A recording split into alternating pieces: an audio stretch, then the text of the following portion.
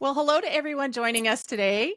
What we're going to be talking about is something that I have heard many, many people voice as a bit of a stumbling block when it comes to starting something new or getting promoted or even achieving certain goals.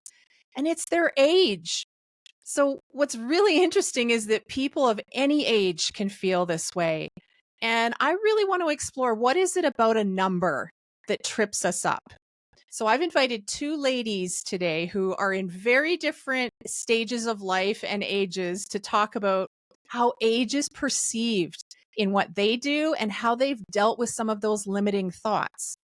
So we've got Jill Weatherhead. She left her nursing career after 30 years and began a brand new career at 65. And in fact, I've heard her say often, "This is 65." And I love it. It's so refreshing to hear that. So I'm going to have Jill introduce herself in a moment. We also have Jayda Smith. She's 23. She's a Red Seal hairstylist and entrepreneur.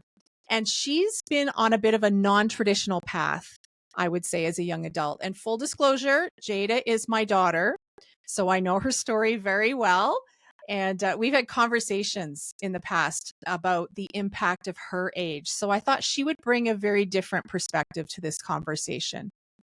And for me, it's amazing how limitations based on our age can creep into our thoughts. I know I've had some of those thoughts as well. And I'll maybe share a little bit about my own hangups in that area or what I've had to overcome myself, but they can keep us stuck from trying new things and starting something new and chasing our dreams. So this is an important subject. And I think we can get uncomfortable talking about our age because maybe like me, we think we should be further along than we are. We don't know enough. And we haven't hit those milestones that maybe society says we should have by now. So there's a lot to unpack here, but I want to welcome both of you here. And I'm so grateful to have this conversation with you and that you're willing to discuss how this concept of age has affected you personally. So welcome. Thank you. Thank you for having us. You bet. You bet. So I want to start with both of you. I already mentioned your ages, so we've already got that out of the way. And for context, I would love for you both to explain what you do in your businesses right now, just for context sake. Jill, why don't we start with you? Okay. Yes. Thank you for this opportunity to be here. What do I do? Dream is to do retreats for women. And I have a passion for women that are really struggling with looking in the mirror and accepting what they see at any stage of life. And especially in my stage, that seems to be a big thing. We kind of start not wanting to look in the mirror because then we have to face the fact that we're not 23 anymore. So I wrote a book and published it. It's called 90 Days to Spark Your Beauty. And it's more about a reflection every day of my journey of learning to accept who I am, whatever that means. And so I'd like to create a community of women that come together and just kind of talk about the daily struggles of being the authentic you, whatever that ends up being. It's so important. And congratulations, first of all, for having the boldness and the courage to step out and do these things. And I can't wait to hear more about what, how that unfolds and what comes of that. But that is fantastic. And so glad to have you here. Jayda, why don't you tell us a little bit about what your business is and what you're doing right now? Thank you for having me on. I always love talking on your podcast. It's so much fun. Yeah, this isn't your But first rodeo, is it? no, definitely not. I am the guinea pig. um no, I can relate with Jill in a lot of ways of like when I've been doing hair for, like you said, this will be my 6th year. And it's one of those things where I absolutely I've loved it. It's been great. But that I'm also have that entrepreneurial side that is more what I'm looking at future and ongoing. My business has taken on a lot of different names. It's taken on a lot of different things, trying to figure out over the past couple years really what we're trying to get it to be. And it's so funny because it's just been simplified and simplified and simplified. And now it's really just sharing the message of the gospel through many different means. Right now it's mostly through art, mostly typography, and graphic design. So there will be a lot of digital courses coming out in the near future talking about how to further use graphic design and typography to spread that message. But there are a few things in the works right now that I can't talk about quite yet. But very, very exciting. So yeah. Well, I'm going to call you a chip off the old block. You got a lot going on and a lot of dreams, a lot of big goals in mind. So I always encourage those. But it's so, and thank you for that. It's so interesting to me when I hear both of you talk, and there's as different as you both are and doing different things, there's similarities too. I heard little threads in what you both said, and when I think about the age that you are right now, what is the biggest struggle as you build a business, and in the context of mindset, and how do you position yourself in your business, and think about that roadblock? It's funny because you and I know have had several conversations about age and how that number can sometimes completely throw your mindset off track of you think you're Why do you doing think something that good and is? then well, I think honestly it comes down to human nature of comparison. I think we look at other people and what they've done at certain ages and go, "Oh, well if they did that by this age, like what I find funny is at 23, I get told very often, you're just starting out, you're just doing this, right? And I'll Right. watch like an award show and half the people up there are like 18, 19, making millions of dollars and just blowing, like winning tons of Grammys, and I'm like, they're younger than me and I'm 23. So I've had moments too where I'm even like, whoa, like I can't be focused on age, but it's very tempting to. I think because of comparison, be just looking at other people and going, man, if they did that, then what am I doing? Yeah. Comparison, you nailed it right there. Jill and I are like nodding. Yes.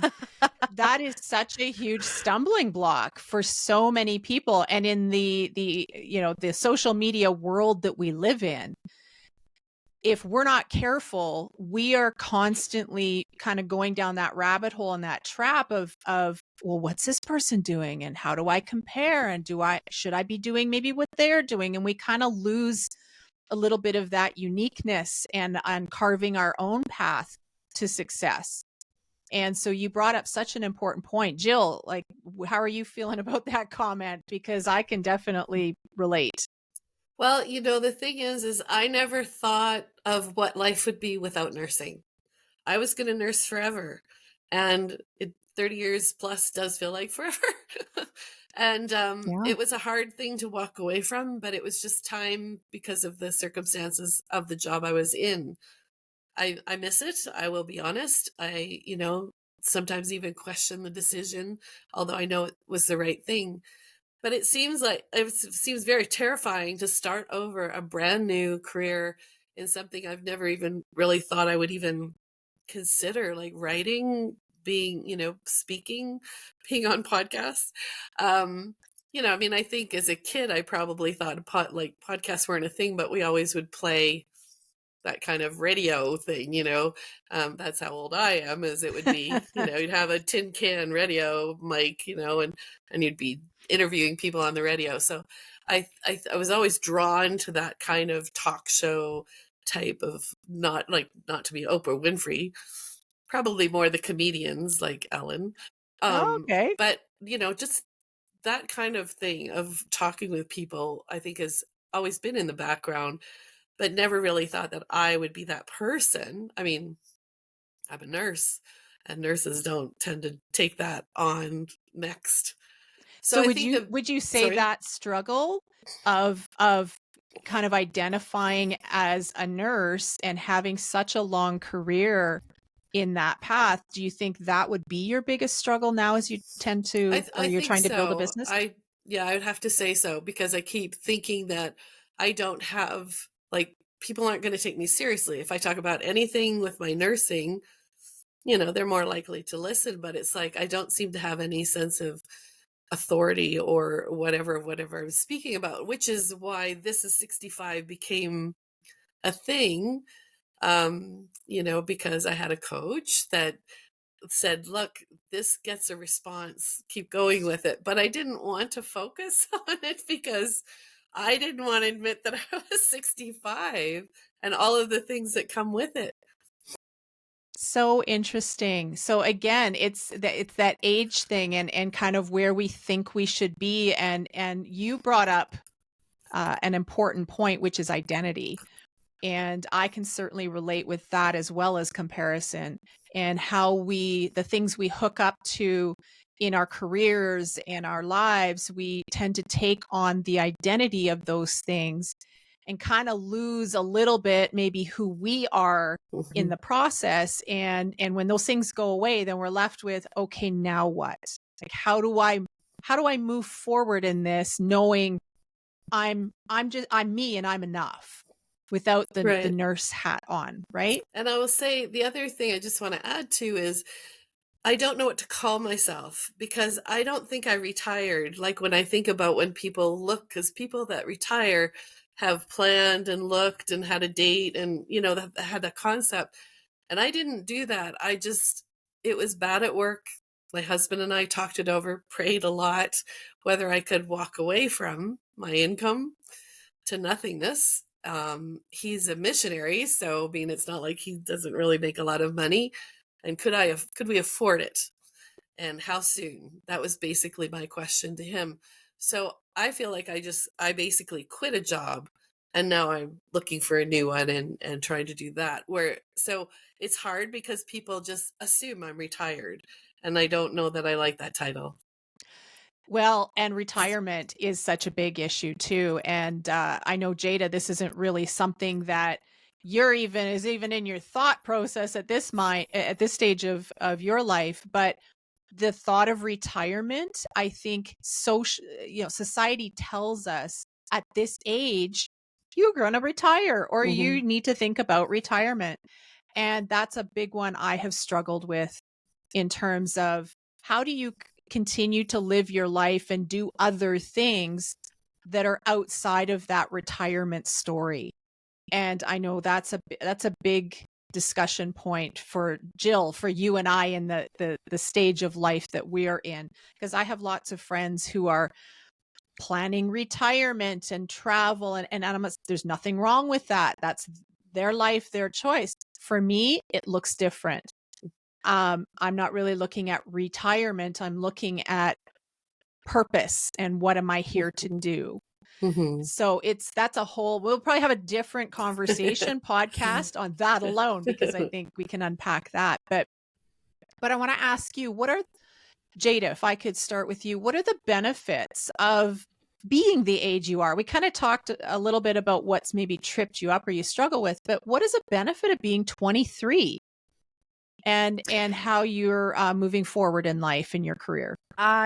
Well, what's interesting is when I first thought of that question, I was thinking of just all the typical, you're starting out in life and you're progressing. And I just find the less I make it about age, the freer I feel. Mm. And the freer I am to just do what I'm doing. What I find really interesting is, and I've never been in the corporate world ever. I've been in hair, I have been in the arts, I have been in entrepreneur. So I have zero like corporate background. I've never done any of that. And it always blows my mind at any social gathering. The first thing people say is, "What do you do?" And I've never understood True. that because why is that such a big part of identity and who you are as a person? And I just have never understood the weight of that. in conversation. And so when I think of myself at 23, the less I'm focused on, like, I am not what I do. My identity is not in my job description. It is not in my business ventures. My business could fail tomorrow and I am not that. Like, my identity is separate than that. At 23, I think just looking at life, I've talked to you a lot of, like, one-on-one about I want to learn as much as I can as early as I can. Because if I can prevent reaching an age of retirement, and I wanted to quickly comment on that, there are more and more people my age looking to retire now, like at my That age. just No, when I think of uh just purpose and moving ahead in life and thinking I want to be, when I get to be that age, um I'm not looking to my goal is not retirement. I just wanted to comment on your retirement comment that there are more and more people my age um looking at retiring young because simply just no desire to work. Um that is and astounding what to me. Yeah. Because for me, what I do and how I like to approach work at my age is going, this is a purpose. Let's build a legacy that extends beyond me.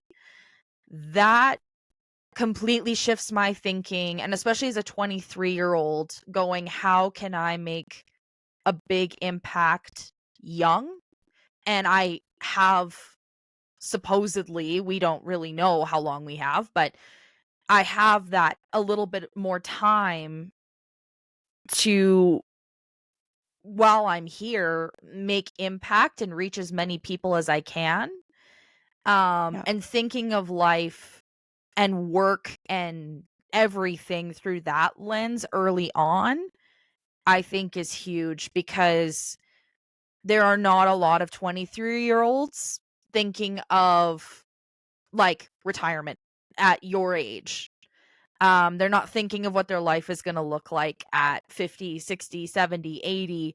They're thinking about here and now. And something I love about listening to people who are older than me is taking their wisdom and applying it to 23-year-old life.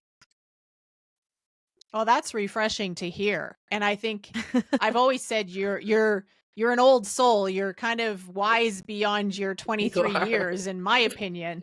Of course, I'm a little biased, but that's what I hear from what you say. And I think that is just such an interesting viewpoint. And I'm always of the opinion that we can learn from each other at our different ages and stages of life. And I think that that's kind of sometimes a lost art. We tend to try and find people naturally who are the same as us all the time and who we're comfortable with. But I think having this conversation is so important because we're all three so different. We all have different ambitions and perspectives and just based on our ages. So I think that's really great. Can I just add one Jill, more thing? absolutely. Oh, I just had one other comment. I think specifically for younger people listening to this, the best thing you can do is to take wisdom and listen to people who are older than you. That is one of the best things you can do. There are a lot of people my age who think they know it all and who think they don't need help and don't need to listen to anybody. And I'm telling you, listen, listen to people who have been there and done it. And that's all I wanted to say on that. Can't argue with that. I think that's great great insight there, Jill. Would you agree? And well, I'll say it to my age group is, don't think that just because I'm the age I am that I know it all either. I've got friends who, um, that's how we would look at someone like Jayda and say, you have no idea. And I know I got that a lot when I was your age, Jayda, that people would say, well, my aunt used to say, you're young and full of beans. You have no idea. And it used to offend me because it's like, I actually knew more. And I did, like you. I had a mother who I had a close relationship with, and she taught me a lot about life, for better, for worse, in the way she taught. But I feel like sometimes older people like me will look at someone like you and say, you have no idea what's coming. And and and part of that's true, but then I have no idea what's coming next for me. So, I can tell, my kids, my sons, kids, are in their 30s, and they're in what I consider, and it's not about their age, it's their stage. So they have kids, and they're in that stage of raising their kids and growing up themselves at the same time, in a sense. And so I've told them, this, I believe, is the hardest stage. And then but every stage has its challenges. So, you know, it's not like Yeah. one stage is harder than the other. The stage you're in feels that way till you get to the next Mhm. one, and then you go, okay, that one was actually not so bad. This one is the one that, so Yeah. kudos to you, Jayda, for reaching out to your age group and saying, we need to listen. But to my age group, so do we. 100%, I would agree with you, and as you're both talking, I'm thinking wisdom is wisdom. You can have some wisdom, just different at a young age versus an older age. And I think there is so many benefits of being able to learn from each other. So, Jayda, we can learn from you too. And that's the beautiful part, is if we open ourselves up to that, and what you have to say as well, which we obviously are, that is going to benefit everybody involved. So there's something beautiful about a conversation like this. I want to ask both of you, at your age, how do you handle those thoughts of, maybe I want to go back to my career now? Or, do you have those expectations of yourself and those mistakes that maybe have caused you delays in life? Because you've mentioned that a few times, like those thoughts kind of creep in about, maybe this is not for me. Well, what have I got myself into? How do you get past those thoughts and keep going forward? Well, a lot of it is to go back to what, why did I leave in the first place? Why did I make the shift? And then to recognize that a few months later, another door opened, and I Mm, started doing some coaching training, and I found a whole new world. It was just like that I didn't even know existed, a whole new me I didn't even know existed. And so when I really think the going back is more about the identity thing and the security. I don't have a secure paycheck per se, and I don't have, an identity. So you're right, Jayda, my goodness, that's what people will either say, what do you do? Or they'll say to me, oh, you're retired. So what are you doing with your time? So it's kind of like, well, gee, I don't know how to answer the question necessarily. So mostly I journal. Like when I get really tripped up, I mm, spend a lot of time journaling and talking to God. I do. I started this new practice in January, and I've been doing it every day, where I go for a walk and I try to clear all of that icky stuff out, to clear the day and say, okay, like, that's yesterday. This is right now, and yes, you're looking this way. But I think it's the going back is something I know. So it's not just about nursing. Sometimes it's, I want to go back to this because that made sense to me. This is so fluid and it changes and sometimes doesn't seem to make sense. And will anybody really take me seriously? Whereas when it's I that said, comfort zone, right? yeah, and It's when I being showed up, comfortable. when I show up and say I'm a nurse, people take that seriously. If I show up and say, "Well, I'm a keynote speaker and I have and I have a blog," and they're like, "Oh, yeah, okay." Like, It's like that credibility, right? yeah, And to me, what you're saying, and I'm really, this is resonating with me about the questions we ask people. So if we are falling into that trap of the first question out of my mouth, because that's what people say at networking events or when you meet somebody new, what do you do? Maybe those questions need to change, and we need to be responsible going forward and ask some better questions and ask some more, questions that aren't attaching identity to what we do. So Well, the 3 questions at any networking: give us your name, where you're from, and what you do. I can answer the first one. The other 2 are really messy for me because I'm a globetrotter. So like right now I'm coming to you live from Calgary, kind of thing. But where I wasn't supposed to be when we set this up, I was supposed to be in Dallas. I just came home early, and I consider Calgary now home.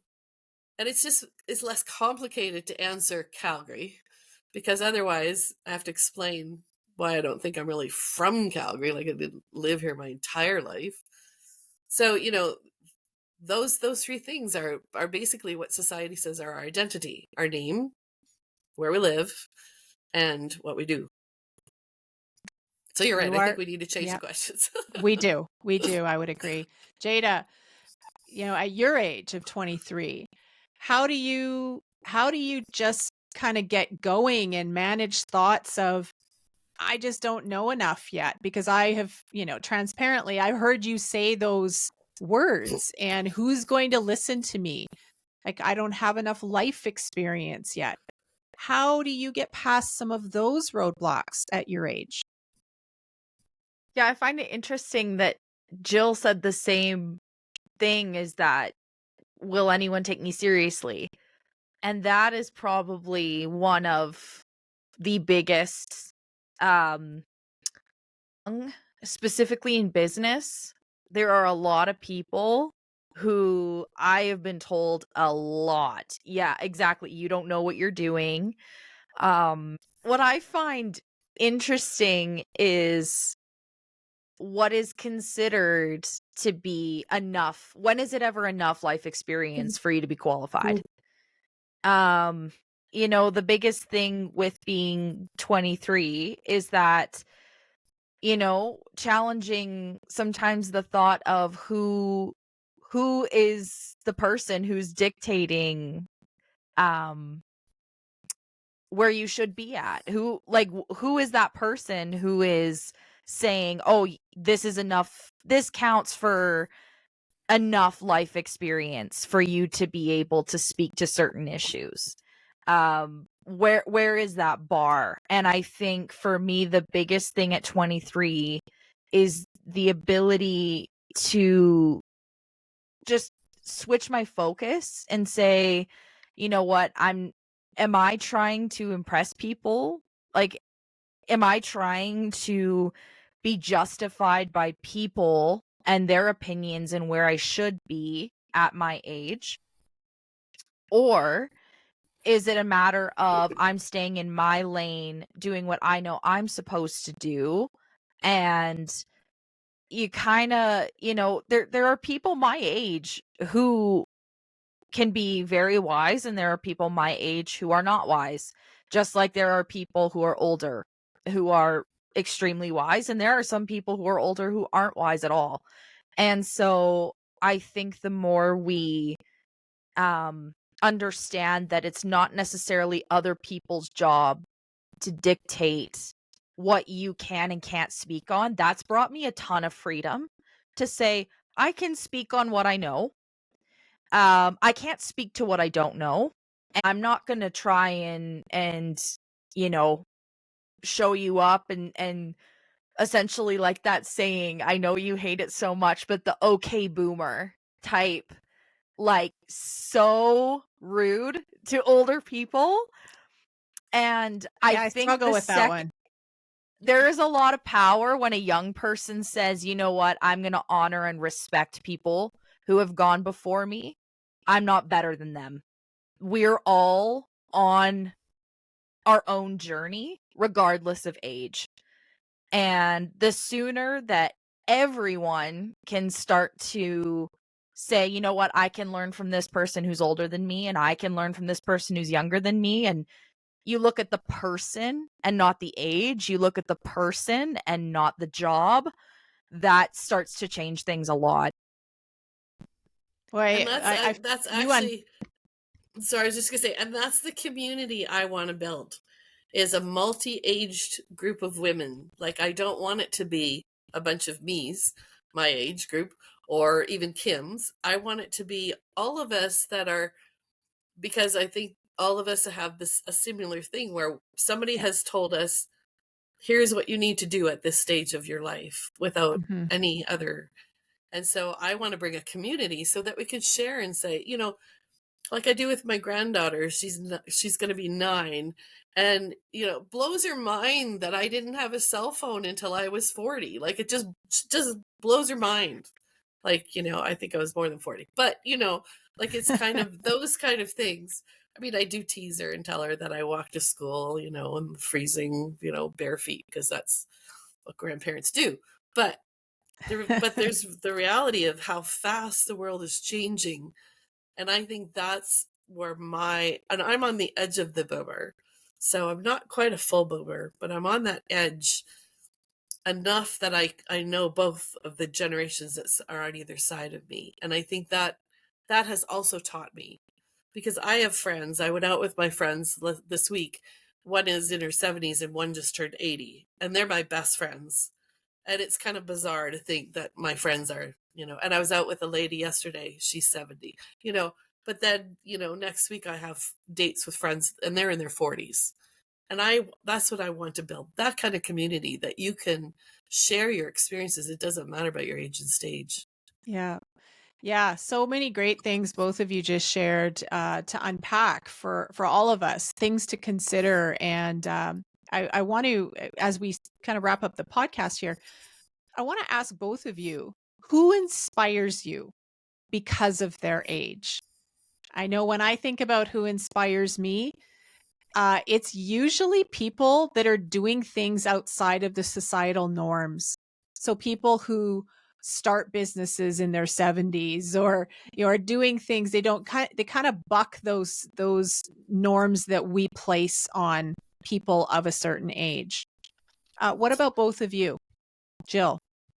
Well, when I was approaching 65 and not really wanting to, I mean, the things were, well, you kind of either you go ahead and embrace it, you're going to be a senior citizen, or it means you're dying. And I had a friend die, and then I realized turning 65 was actually a good thing. It means I'm still living, right? Like, it's okay.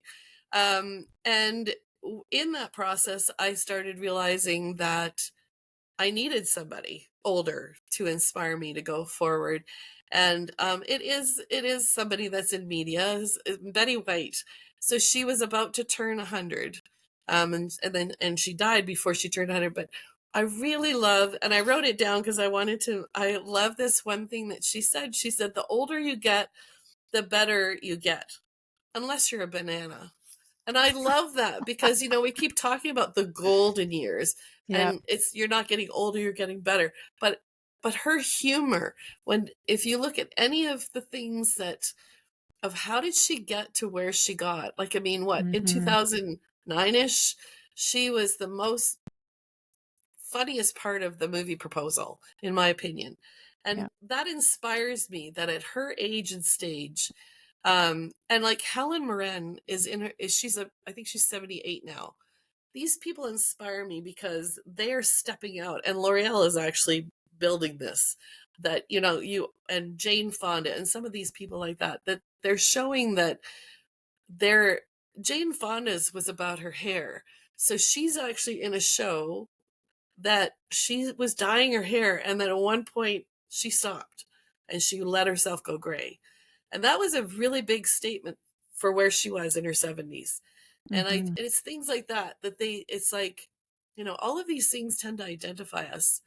As far as in my life itself, I think of people like my best friend that just turned 80, that she's still going. I mean, she's had obstacles thrown at her like you can't even imagine, and she keeps going. And I think that's the attitude. And it's sort of like what Jayda said about, what is your purpose in life and what is your goal in life. My goal isn't to be a famous, Oprah Winfrey, whatever. It's to make a legacy for these 5 grandchildren that I have than to make a difference in their life and helping them, especially 4 of them are girls. So I want them to grow up knowing that, yes, they can be anything they want to be, but they need to listen to this and to God about Mhm. who that person is. And so Amazing. I would have to say that those are the people that right now inspire me. But I will also include you, Jayda. You inspire me because I kind of wish I was back there, just because, wow, to know what you know at the stage that you are is amazing. Like here I am at 65, just realizing I don't have to please the whole world. Like I really don't. I just have to please God, and God loves me anyways. So it's kind of that, it's like what a thing to learn so late. But I'm still here. I'm still moving forward. And so, as long as there's breath in me, I'll keep singing and praising and doing, and I hopefully love that. making people smile and help them see that inside them, this is my biggest thing. We're all beautiful. And we've been sold a bill of whatever I have for my life of what beauty is. And I want to change that. So that's my biggest mission, is That's to have this amazing. community of women where we accept that beauty is in here. And if we would let go of that, just like the butterfly when that comes out of a cocoon, we would change this world. Mhm. Thank you. And Jayda, I want to know who inspires you because of their age. Well, I have a few. If anyone has been around me for like any length of time, I think everyone will know that Bethany Hamilton is one of my all-time inspirations. She inspired me from a very young age. Um and something about her that I find fascinating, well, number one, I mean, when she went through the shark attack, she was like 13, 14. She was extremely young. And just something that I love about her, though, is that she's never made her life about the pity of what happened. There are a lot of people who go through things, and I certainly mean no disrespect to them. But when they've made their entire platform about uh the pity and the pain they still walk through, there's a side of that that I struggle to connect with, whereas people who say, "Yeah, it happened. That's not who I am. I'm not letting it define me," and they still do what they're doing anyway, that's what I find inspiring and encouraging.